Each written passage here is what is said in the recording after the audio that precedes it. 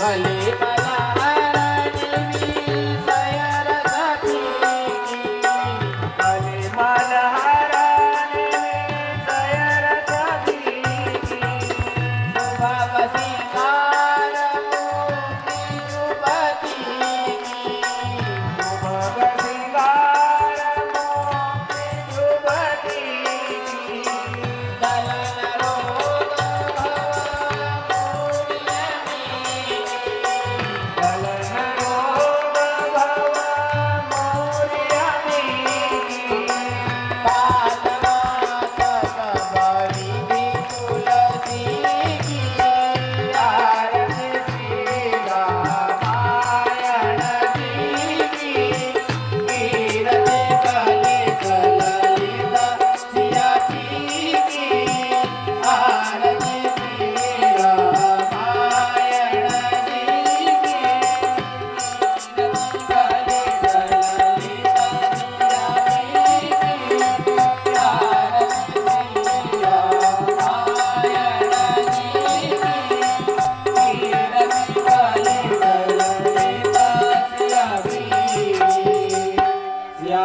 रामचंद्र भगवान की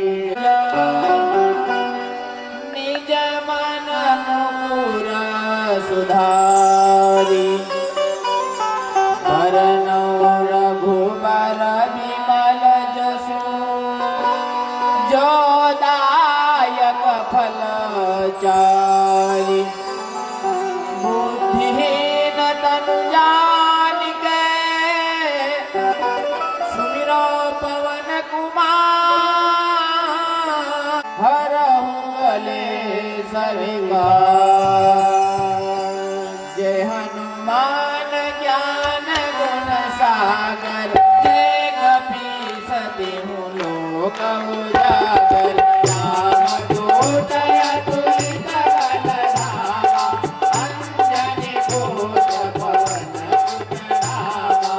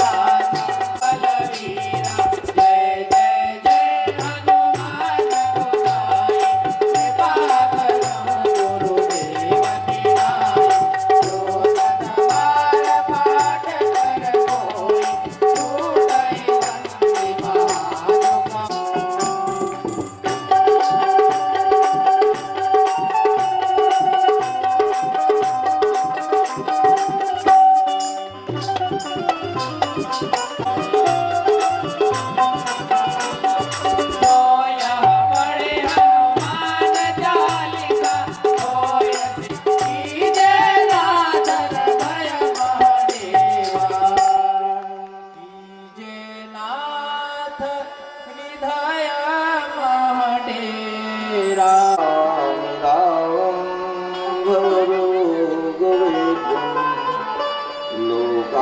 लोकाभिरामं रणधीरं राजीवनेत्रं रघुवंशनाथं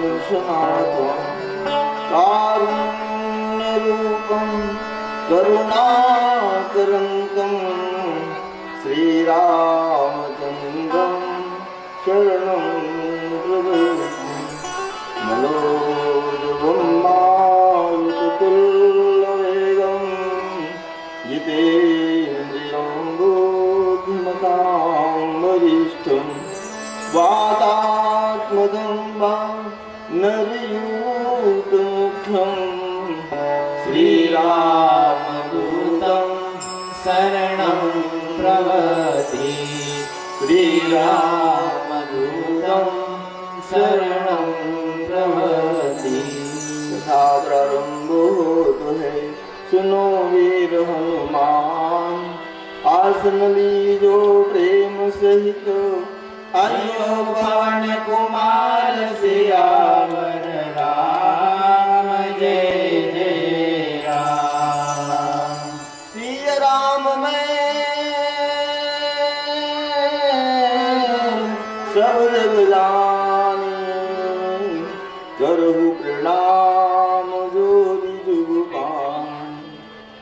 जीव मात्र को सीताराम स्वरूप मानकर व्यासपीठ से आप सबके पावन चरणों में मेरा दंडवत प्रणाम स्वीकार करें। मालाएं इसलिए नहीं निकालता कि मालाएं फिर डबल 5 माला भी 50 लोग चढ़ा देते हैं, तो मैंने कहा कि इनको रहने दो। अब आगे की कथा सुनाते हैं। जामवंत के वचन सुहाए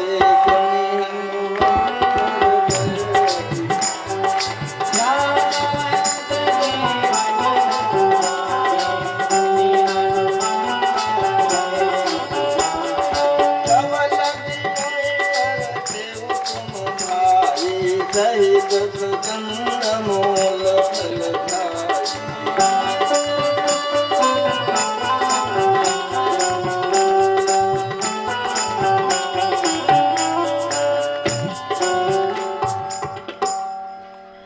यहाँ से आज भगवान की पावन कथा सुंदर कांड की कथा प्रारंभ होती है।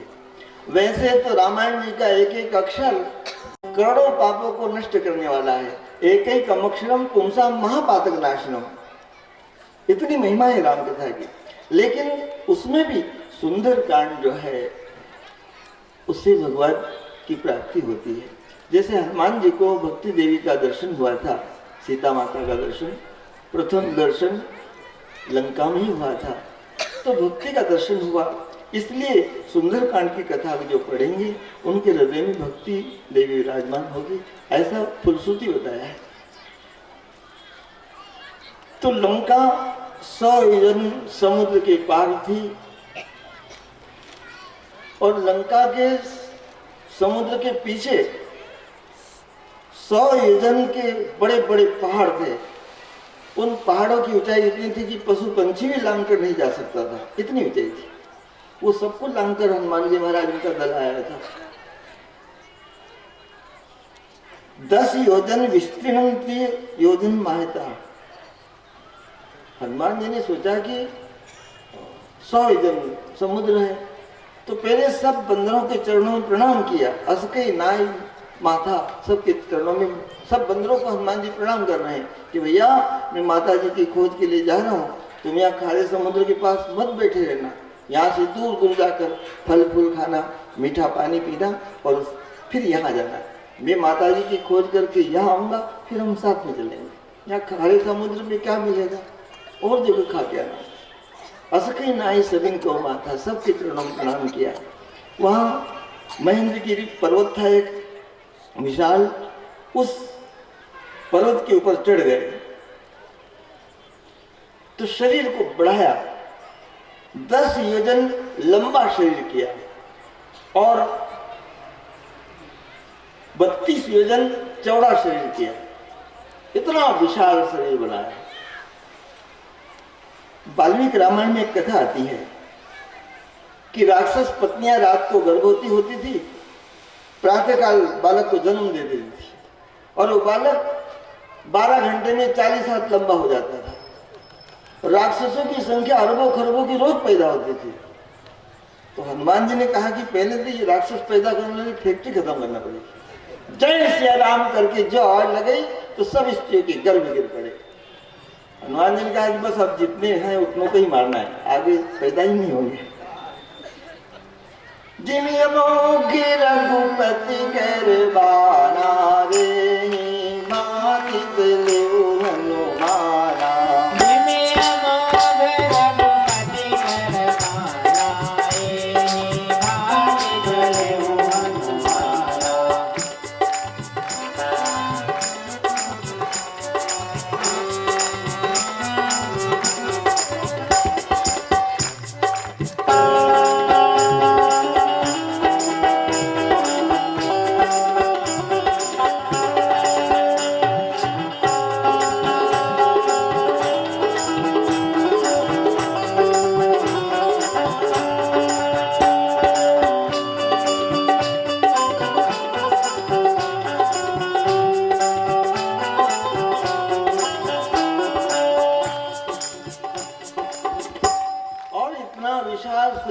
तीव्र गति से जा रहे हैं जैसे भगवान का बाण जा रहा है। समुद्र के अंदर सोने का पर्वत था, मेनाक पर्वत, वो ऊपर निकला और कहा कि थोड़ी देर विश्राम कर लो। तो हनुमान जी ने हाथ से स्पर्श किया, कहा कि राम काज किन्ने बिनु मोहि कहाँ विश्राम। आगे चले तो सर्वों की माता सुरसा आई, उसने कहा कि मैं खाऊंगी तुमको। हनुमान जी ने कहा कि माँ मैं लंका में जाकर माता जी की खबर ले आऊं, उसके बाद तू खा जाना। सुरसा ने कहा नहीं अभी खाऊंगी। बोले खा फिर। उसने 1 योजन शरीर बनाया, हनुमान जी 2 योजन की है। हनुमान जी ने कहा कि तू समय खराब कर रही है। अब मच्छर बने उसके मुंह में चक्कर लगाकर बाहर निकल आया। बोले माता जी आपने हमको खा लिया, अब स्वाद ना आया तो हम क्या करें। फिर आशीर्वाद दिया। आगे चले तो एक राक्षसी थी, वो लंका के अंदर पानी में, वो समुद्र में पानी में रहती थी, सिंहिका राक्षसी। आकाश में कोई पंछी उड़कर जाता था, उसकी परछाई वो पकड़ लेती थी और परछाई पकड़े तो वो टप से पशु पक्षी नीचे गिर जाता था, वो खा जाते थे। हनुमान जी की परछाई पकड़ी तो हनुमान जी को भी खा गई। फिर तो हनुमान जी ने एक मुक्का उसके माथे में मारा और धम्म से फोड़कर बाहर निकले। आगे जाकर 100 योजन समुद्र को लांघकर लंका के सुरेल पर्वत के पास किला का जो मुख्य द्वार था वहां उतरे। सायंकाल का समय था।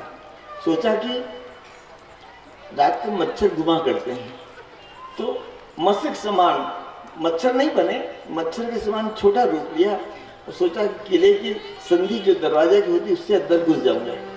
और जैसे घुसने लगे तो लंकनी ने कहा कि कौन है चोर?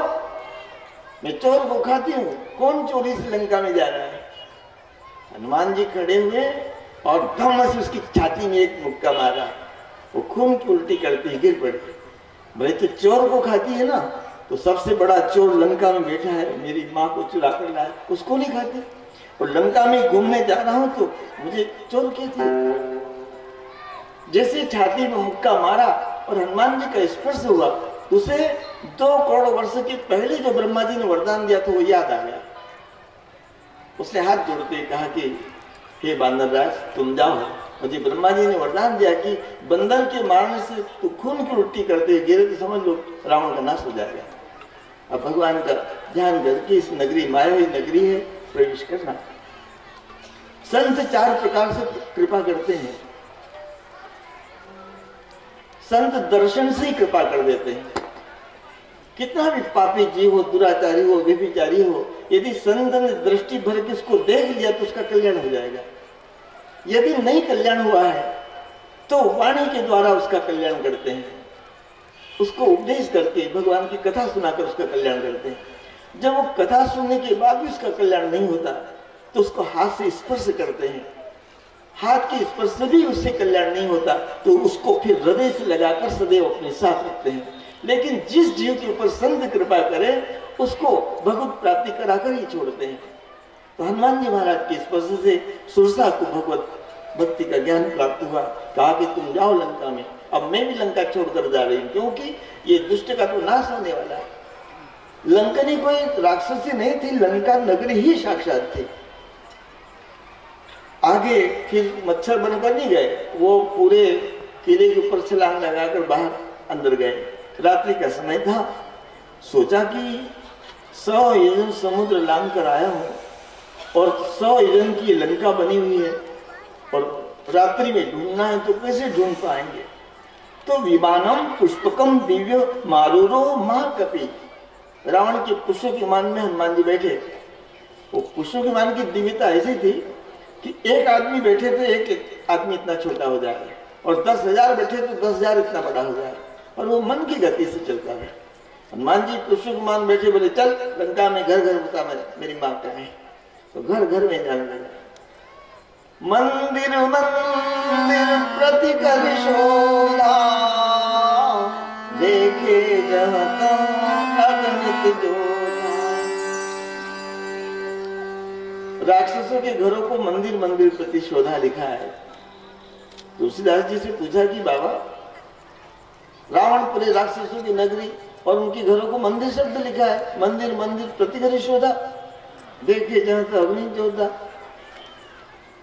तो संत ने कहा कि अरे भाई, जिस घर के अंदर हनुमान जी चले जाए वो हनुमान मंदिर, चाहे किसी का भी राक्षस का घर हो, ब्राह्मण का घर हो, जिस घर के अंदर हनुमान जी अंदर घुस गए वो हनुमान मंदिर हो गया। इसलिए तुलसीदास जी को मंदिर मंदिर शब्द लिखना पड़ा। वराह पुराण में एक कथा आती है कि लंका में एक मूर्ति भगवान की थी, वो रावण ने विभीषण को दे दी, कहा कि हे भाई तू भगवत भक्त है, तू इसका पूजन करना। तब से विभीषण उन मूर्ति बनाकर स्थापना, जो मूर्ति मिली थी स्थापना की, मंदिर बनाया और लंकेश से कहा कि देखो खबरदार, अब मूर्ति तुमने दी है तो साल के 10 उत्सव भी मैं मनाऊंगा, भजन भी करूंगा, भजन करवाऊंगा भी, मेरे भजन में बाधा मत डालना। तो रावण विभीषण को तंग नहीं करता था। हनुमान जी सारी रात घूमते रहे, घूमते घूमते एक भवन के पास आए। उस भवन के दरवाजे पर शंख चक्र गदा पद्म के 4 चिन्ह बने हुए थे, दोनों तरफ तुलसी दल के क्यारे लगे हुए थे। सोचा कि इतनी बड़ी दुष्ट नगरी में ये मंदिर कैसा लग रहा है।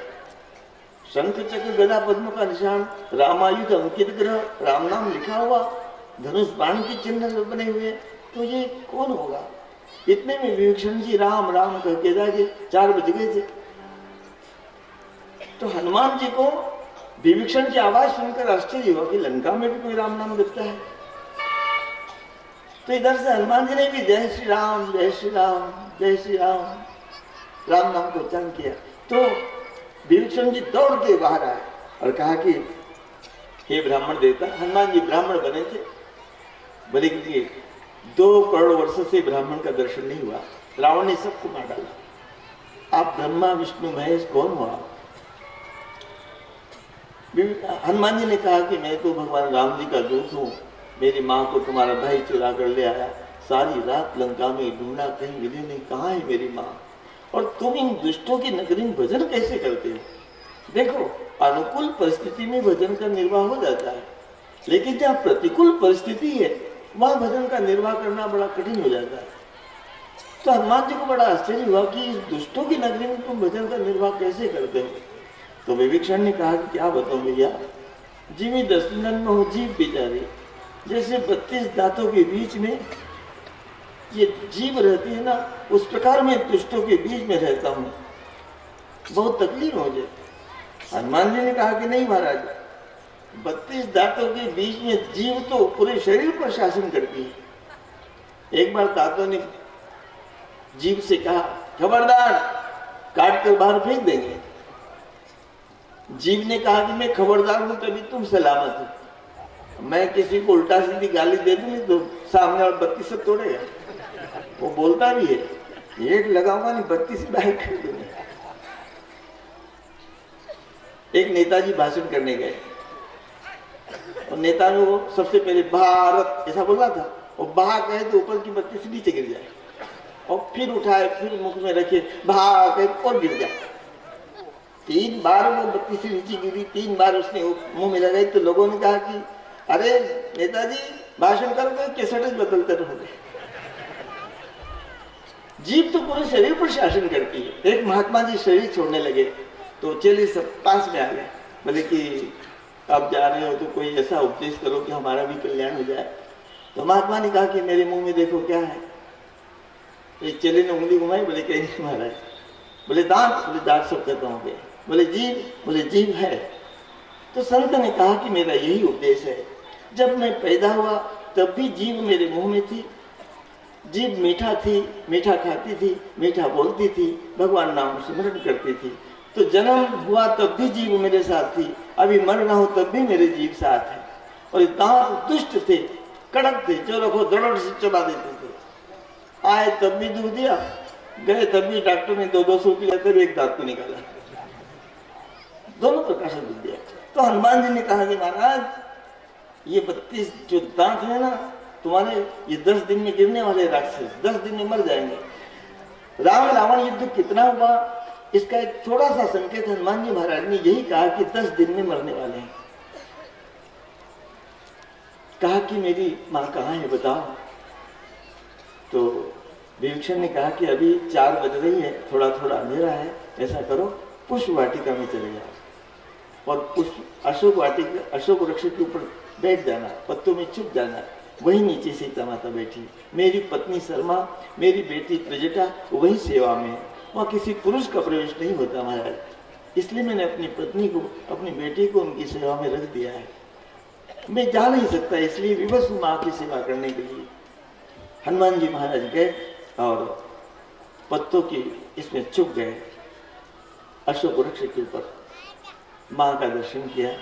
कृष्ण दुबला पतला शरीर है, अपनी आंखों को चरणों के पास लगाए हैं, राम राम राम राम का स्मरण कर रही है।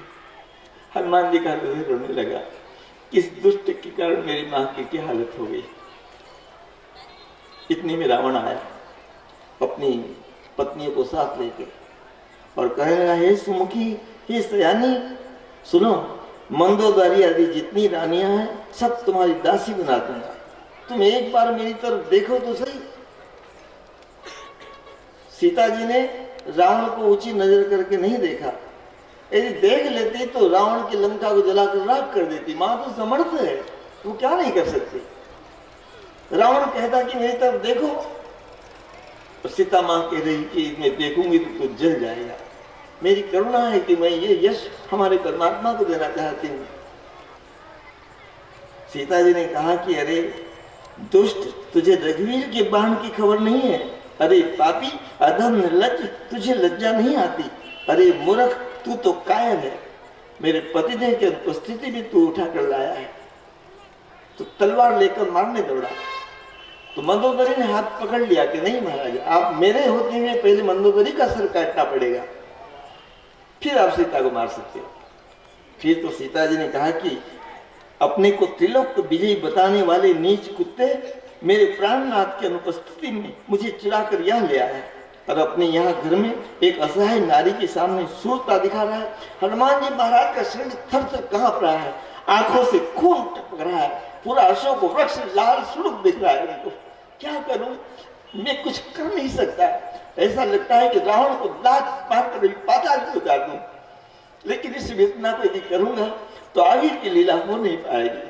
हनुमान जी का शरीर धूम कांप रहा है, आंखों से लाल सुर्ख टपक रहे हैं आंसू, लेकिन क्या करें। सीता जी ने एक तिनका उठा लिया, क्योंकि अब वहां कौन था, धरती से सीता माँ का जन्म हुआ था और घास फूस धरती से ही निकलता है। तो एक तिनका उठाकर कहा कि मेरे भाई, तू ही मेरी रक्षा करना है। उस तिनके को देखकर रावण ने कहा कि 1 महीने में बात नहीं मानेगी तो जलाकर राख कर दूंगा। 1 महीने की अवधि देकर चला गया। राक्षसी से कहा कि डराओ इनको खूब। राक्षसियां डराने लगी। उसमें त्रिजटा नाम की राक्षसी थी।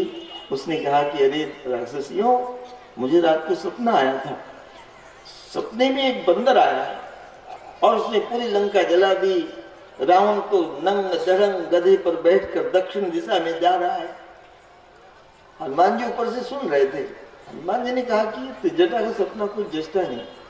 अरे रावण इतना कि धरती पर ताल ठोके तो धरती हिलने लगती, गधे पर बैठेगा तो गधे की हालत क्या होगी। फिर त्रिजटा ने सपना आगे सुनाया कि मुंडित सिर खंडित भुज विषा। रावण गधे पर बैठकर जा रहा था, लेकिन 20 हाथ कटे हुए थे, 10 सिर भी कटे हुए थे।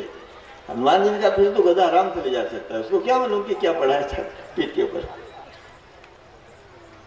सीता जी ने कहा कि माँ अग्नि कहीं से ले आओ, मैं जल तो राख हो जाती है, दुष्ट की वाणी को कौन सुने। त्रिजटा ने कहा कि बेटी ये लंका है, यहाँ राख को आग नहीं मिलेगी, धैर्य धारण कर भगवान आएंगे। जब त्रिजटा चली गई तो कोई नहीं था। अब हनुमान जी महाराज कथा सुनाने लगे। रामचंद्र गुण बरने लागा, रामचंद्र गुण बरने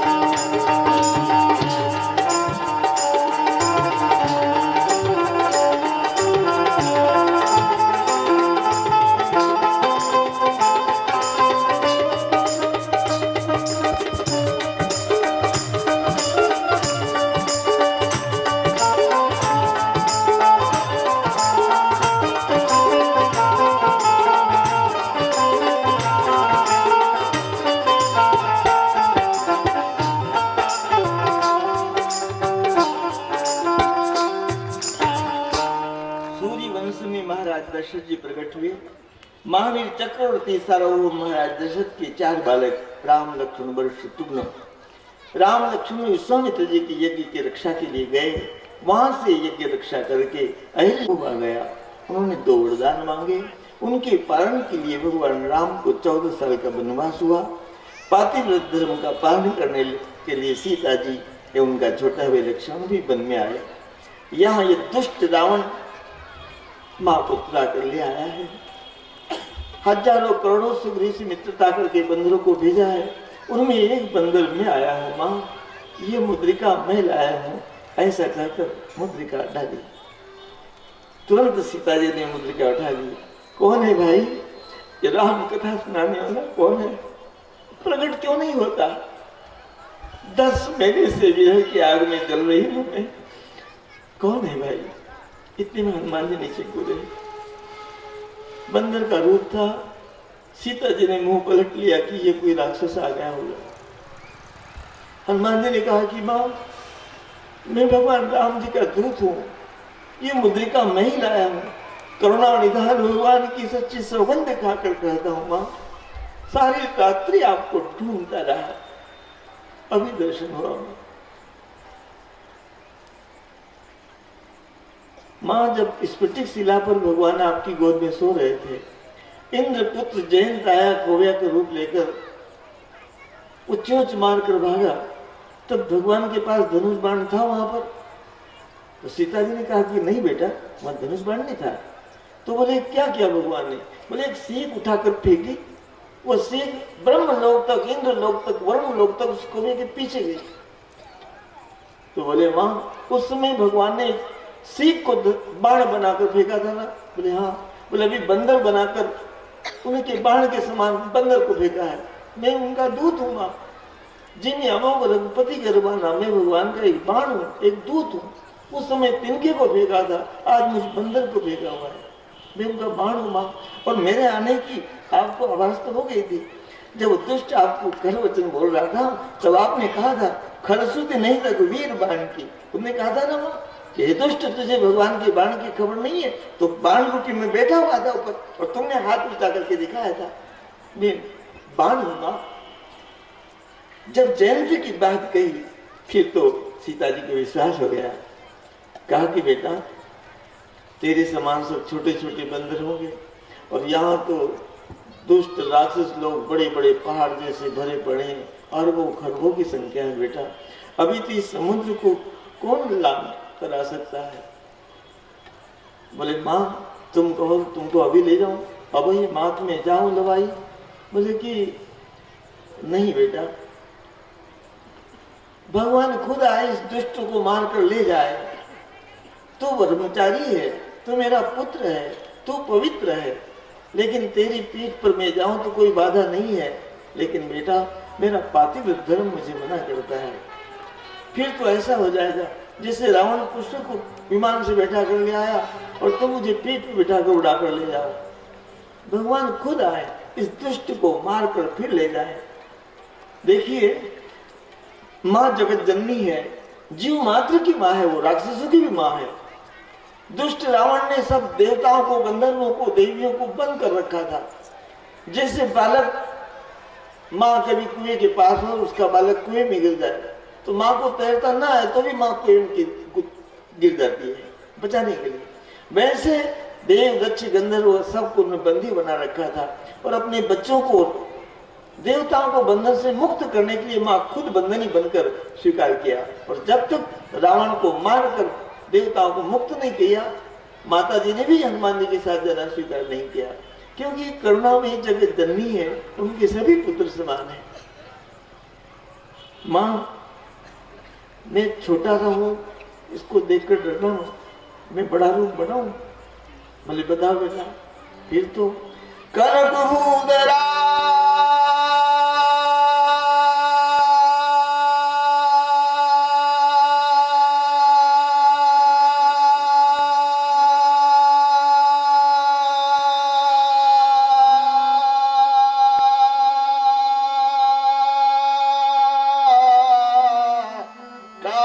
शरीरा समर भयंकर अति बलवीरा। चरण तो अशोक वृक्ष के नीचे थे और सर सूर्य को छू रहा था। विशाल स्वरूप लाल स्वर्ग प्रकाश फैल रहा है। माँ ने कहा बस बेटा। हनुमान जी छोटे से हो गए। माँ डर गई तुम? बोले मैं तो बंदर की फोटो को देखकर डर जाती हूँ। फिर तो माँ ने आशीर्वाद दिया, बेटा तू रामदूत नहीं है, तू मेरा पुत्र है। सुनुसुत तो ही उरण में नहीं, भगवान राम जी ने कहा। और यहाँ पर माँ भी आशीर्वाद दे, अजर अमर गुण निधि सुत हो। ए बेटा तू अजर अमर हो जा, बुढ़ापे से रहित हो जा और भगवान तुझ पर बहुत प्रेम करे, करो बहुत रघुनायक छो। इतना आशीर्वाद मिला तो हनुमान जी प्रेम मग्न हो गए। माँ आशीर्वाद मिलने के बाद, आपका दर्शन होने के बाद में सीता जी ने पूछा कि भगवान मुझे याद नहीं करते? बोले नहीं माँ आपको बहुत याद करते हैं। हम क्या बताएं, 24 घंटे भगवान के पास रहते हैं, लेकिन पता नहीं हमसे बिछड़कर कब चले जाते हैं पहाड़ की गुफा में। और हासीते उनके शरीर पर बड़े बड़े अजगर रेंगा करते हैं, बड़े बड़े सांप रेंगा करते हैं। हम उनको निकाल निकाल कर बाहर फेंकते हैं, उनको कोई भी होश नहीं देता। माँ आपकी बहुत याद करते हैं। कहा कि मेरे नाथ ने कुछ संदेशा कहा है तो मुझे सुनाओ। तो संदेशा सुनाने लगे। संदेशा ऐसा था कि पुत्र अपनी माँ को संदेशा कैसे सुनाए। तो हनुमान जी सामने खड़े हैं और हनुमान जी के हृदय से भगवान राम खुद संदेशा कह रहे हैं, क्योंकि पति पत्नी का संबंध ही ऐसा है कि उसको पुत्र नहीं कह सकता। कहे वो राम, मतलब राम जी कहने लगे, हे सीते तुम्हारे पास रहने से जो प्रकृति मुझे सुख दे रही थी वृक्षों के कोमल पत्ते सुख दे रहे थे, चंद्रमा सुख दे रहा था, रात्रि सुख दे रही थी, बरसात सुख दे रही थी, वो सब विपरीत हो गए, बहुत दुख दे रहे। तेरे और मेरे प्रेम का तत्व केवल मेरा और तुम्हारा हृदय जानता है जानकी, और उस तत्व प्रेम को कौन कह सकता है। इतना संदेशा भगवान ने खुद दिया है। फिर तो फलों को देखकर हनुमान जी ने कहा कि माँ अब मुझे भूख लगी है, ये फल इतने हैं, अशोक वाटिका में यहाँ कोई फल नहीं खाता। बोले नहीं बेटा, यहाँ के फलों को गाय भैंस बैल गधे कुत्ते खाते हैं, और फिर राक्षस उन गाय बैल गधे कुत्तों को खाते हैं। फल तो खाते हैं लेकिन फिल्टर होकर इनके पेट में जाता है, सीधे फल नहीं खाते। ये फलाहारी नहीं, सब मांसाहारी लोग हैं। और बेटा ये जो बगीचा है ना, पुष्प वाटिका, अशोक वाटिका, ये रावण की बहुत प्रिय वाटिका है। इसमें सूर्य या तेज तप नहीं सकता, आधे से ज्यादा तपना मत, एक पत्ता भी हरा नहीं गिरना चाहिए। वायु देवता कहा कि यदि ज्यादा तेज बहेगी और हरा पत्ता गिरा तो तुझे जलाकर राख कर दूंगा। ऐसे रावण की प्रभुता थी। सूर्य या तप नहीं सकता था, पानी ज्यादा बरस नहीं सकता था, हवा ज्यादा तेज नहीं चल सकती थी। अशोक वाटिका में मेघनाथ ते दुलारो प्राण ते प्यारो बार अति अनुराग जी जातो धान धीर को। बेटा नीचे कोई पड़ा फल हो, देखिए माँ की करुणा कितनी कि बालक भूखा है, माँ से भोजन मांग रहा है और माँ बालक को भोजन नहीं दे पा रही है, तो माँ की निष्ठा को माँ ही जान सकती है, दूसरा कौन जान सकता है। बोले बेटा नीचे कोई फल हो पड़ा तो खा लेना, और देखना ये दुष्टों की नगरी है, तू अकेला है। बोले माँ सारी लंका मेरा कुछ नहीं बिगाड़ सकती, आप निर्भय हो जाना, जरा रावण की तलवार की भी हाजिरी बजाना जाना पड़ेगा, चिंता मत करना माँ। फिर तो देखा कि राक्षस रखवारे बहु शब्द आया है। कितने थे? रहे तहां बहु भट रखवारे। भट 10 लाख योद्धाओं को एक योद्धा जीत ले, उसको भट कहते हैं, सुभट कहते हैं। ऐसे भी योद्धा हजारों लाखों की संख्या में सब पड़े हैं अशोक वाटिका के आसपास रक्षा के लिए, लिखा है इसमें। पड़े थे सब बेवान शराब पीकर। हनुमान जी क्या उठता है इसमें नहीं, 2-4 वृक्षों को उखाड़ा और वो सोए हो पुट्ठे का। एक राक्षस ने कहा कि खबरदार फल मत खाना। दूसरे राक्षस का खाने दिया, बंदर आया, एक दो फल, अभी तो बंदर आता ही नहीं है, लंका में बंदर कहाँ से आएगा, और आया है तो बंदर है, बंदर नहीं फल खाएगा तो कौन खाएगा, खाने दो। एक और सो गया। हनुमान जी ने कहा अच्छा उठते नहीं, इतनी ज्यादा चढ़ गई है, और सबको पूछ में लपेटा, जो फेंका लंका में तो सब अपने अपने घर में, दूसरों घर में गिरे। एक राक्षस ने कहा खबरदार फल मत खाना, लंकेश के फल है ये। हनुमान जी ने उसको पास बुलाया और धम्म से उसकी छाती में एक मुक्का मारा और कहा कि लो तुम भी फल खाओ, भगवान का भजन नहीं करते हैं ना, तो तुम भी फल खाओ, भजन हो राम सो फल ले, तुम भी फल खाओ। और लंका को उजाड़ी नहीं महाराज। इति निश्चितम मनसा वृक्ष खंडान महाबल उत्पाटया शोक वानिकम निर्वक्षाम करो तक्षणाम। एक क्षण के अंदर उस अशोक वाटिका को मैदान साफ, दूरबीन लगाकर कोई देखे तो वहां कोई पता नहीं लगी नहीं अशोक वाटिका थी, केवल एक अशोक वृक्ष रहा। रावण के जो राक्षस लोग गए थे, 10 लाख राक्षसों को भेजा रावण ने, सबको खत्म। 7 मंत्रियों को भेजा, उनको मसल डाला, प्रस्थ को मारा, जम्बू माली को मारा, अक्षय कुमार को मारा, असंख्य राक्षसों का मार ढेर लगा दिया। अक्षय दुक्षय नहीं हो सकता था, रावण के नाभि में तो अमृत था, लेकिन ऐसे 150 राक्षस और थे जो अमर थे, मर नहीं सकते थे। अक्षय भी मर नहीं सकता, उसको भी खत्म कर दिया। रावण ने मेघनाथ से कहा कि देखो बेटा, उसके पास जाकर युद्ध मत करना, जो अक्षय को मार सकता है वो तुमको भी मार सकता है, दूर से लड़ाई करना बंदर से, और हो सके तो पकड़ कर लाना। मेघनाथ गया। मेघनाथ दिखते हैं हजारों त्रिशूल मारे हनुमान जी को, लेकिन एक भी त्रिशूल से वो उनको कुछ नहीं होता था। ब्रह्मास्त्र फेंका। हनुमान जी ने कहा कि ब्रह्मा जी का सम्मान करना चाहिए, तो ब्रह्मास्त्र से नीचे गिर पड़े, लेकिन ब्रह्मास्त्र तो हनुमान जी को छूकर तुरंत भाग गया। और मेघनाथ ने सोचा कि ब्रह्मास्त्र से बंधा हुआ है, रस्सी से बांधा, साकर से बांधा, लेकिन विवेकवान था मेघनाथ। मेघनाथ ने देख लिया कि ये बंदर जो है ब्रह्म अस्त्र से मुक्त हो चुका है, पर ये लीला ऐसी कर रहा है जैसे बंधा हुआ हो। अब तो इसको बांध कर भी मैं परेशान हो गया हूं। भगवान हनुमान जी बंधे हुए के समान जा रहे हैं। लंकेश के दरबार में ले गए। मेघनाथ का यही स्वभाव था कि देवताओं को बांध बांध कर पिताजी को दिखाता था। पिताजी देखो, इंद्र को बांध कर लाया हूं, देखो ये वरुण को बांध कर लाया हूं। जब हनुमान जी को बांध कर ले गए तो कहा कि पिताजी देखो, यही बंदर ने अशोक वाटिका उजाड़ी, इनको लाया हूं।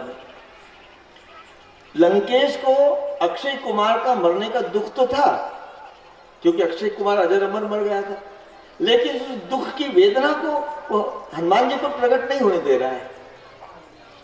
वो हनुमान जी के सामने कपि विलोकी दशानन बेसा कई दुर्वाद हंसकर बोल रहा है। अक्षय कुमार जैसे पुत्र को मार डाला है, बहुत वेदना है, शरीर उसका रो रहा है रावण का, लेकिन वो दुख को पी गया। उस वेदना को वो हनुमान जी पर प्रकट नहीं होने दे रहा है और कह रहा है कि अरे बंदर, तू कौन है? क्या तूने मेरा सुयश नहीं सुना?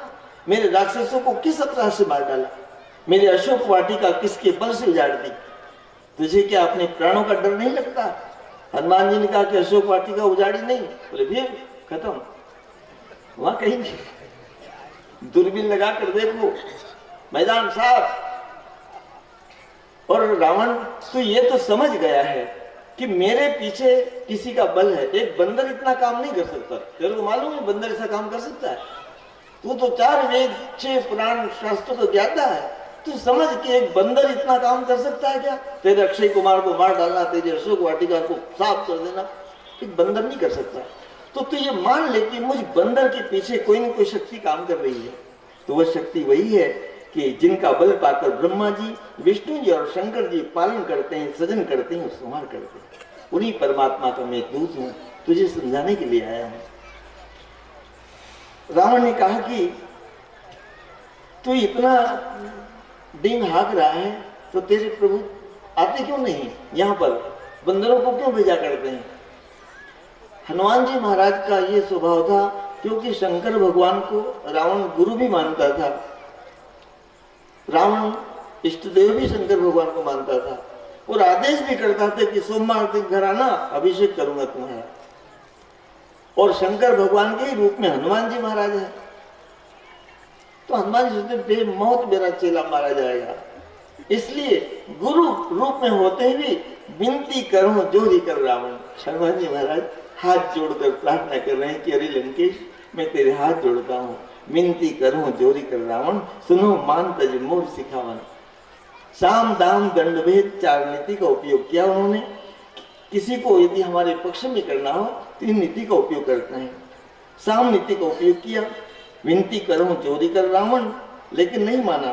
फिर दाम नीति का उपयोग किया कि राम चरण पंकज धरूं, लंका अचल राज्य तुम करो। भगवान के चरणों को हृदय में धारण करो, लंका का अचल राज्य करना। अभी लंका अचल राज नहीं है, खत्म होने वाली। ये दाम नीति का उपयोग किया। फिर दंड नीति का दर्शन कराते कहा, धरई जो विविध देश सुमित्राता, तुमसे सठन सिखा मन जाता। तुम्हारे जैसे दुष्टों को मारने के लिए भगवान युग युग में अवतार लेते लंकेश। इसका भी प्रभाव नहीं पड़ा। फिर भेद नीति का उपयोग किया। हनुमान जी ने कहा कि तुझे ऐसा है कि युद्ध होगा तो शंकर भगवान मेरी मदद करेंगे, ब्रह्मा जी मेरी मदद करेंगे। अरे लंकेश, शंकर सहस विष्णु अज तो ही, हजारों शंकर हजारों ब्रह्मा भी तुझे बचा नहीं सकते यदि राम जी से विरोध करेगा तो। धर्म पर चलो करो सत्कर्म, धर्म पर चलो करो सत्कर्म, धर्म पर चलो करो सत्कर्म। तुम्हें तार देंगे, तुम्हें तार देंगे, तुम्हें तार देंगे, तुम्हारे कर्म। धर्म पर चलो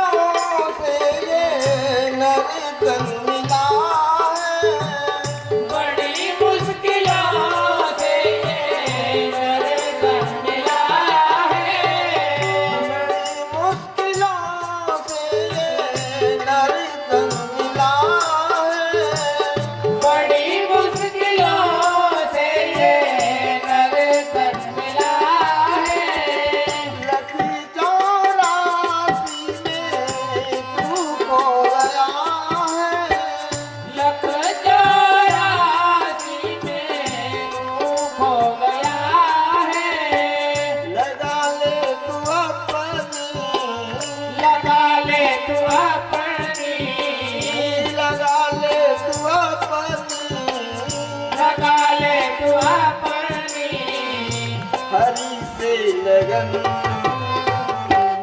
धर्म पर चलो करो सत्कर्म धर्म पर चलो करो सत्कर्म